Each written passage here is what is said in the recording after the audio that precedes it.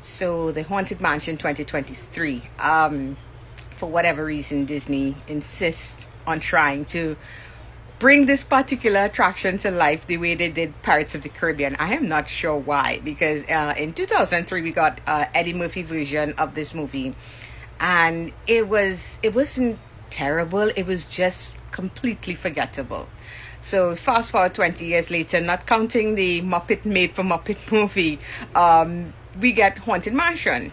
This time we have a very solid cast. We have Owen Wilson, Lakeith Stanfield, bunch of others: Danny DeVito, Tiffany Haddish, Rosario Dawson.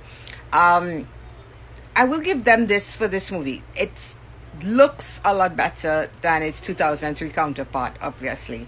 The special effects would be better, but they actually do a lot to bring the attraction to life. There's a lot here. If you've happened to ever been to the Haunted Mansion, I did get to go a couple times. There's a lot of Easter eggs in here, and there's a lot of cool stuff that calls back to that. It brings it to life in a really, really, really adventurous and wonderful way. I do see maybe younger kids who like scary stuff liking this movie. They do up the ghostly stuff a lot more here, and even when it's played for laughs, they have this kind of think The Shining, but for kids kind of thing going on with this mansion. I like the changes to the story. I thought it was a better story than the one in the 2003 version. And while this is a stellar cast of actors, they don't really have that much to do here. The dialogue, even the emotional bits, it's nothing that these people couldn't do without really putting any effort behind it. But that said, I don't think they're sleepwalking through the roles, and the standout here definitely is Tiffany Haddish. She takes a role that Jennifer Tilly played in the original. I think it was Jennifer Tilly, or no, maybe this character was created for this. I'm not sure, but she takes her style of humor, which can be very adult, and she keeps it G-rated, but yet it's still very much Tiffany Haddish. So she does the heavy carrying when it comes to the comedy here. Owen Wilson, he's hit or miss, and the others, they tend to go more for the serious emotional stuff, with the exception of Danny DeVito.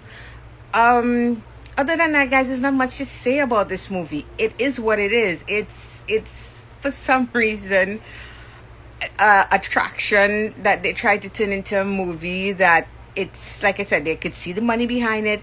The special effects are not bad. It does have this Ghostbusters vibe as well, with the look of the ghosts, but it's harmless. It's not a movie I'm gonna see anybody watching more than once. Maybe for Halloween, maybe this is something people would put on for their kids to watch on Halloween if they like it that much.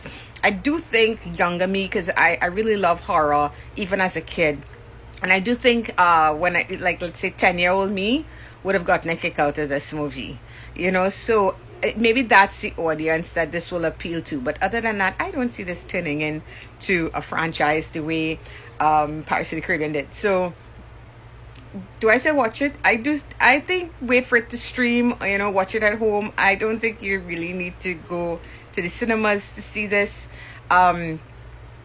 Is it worth doing? I don't know why they did this movie, guys. I really don't know why Disney keeps trying and trying with this movie, but I will say this for it. It's a little bit better than the one that came before, not counting the special effects, which would obviously be better.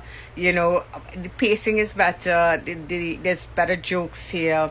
I think the cast is a better cast. Not knocking Eddie Murphy, who's always funny, but that movie was a nothing movie. This one, it's got a little more life to it, if you want to look at it that way. But it's definitely not gonna be worthy of turning into a franchise. So yeah.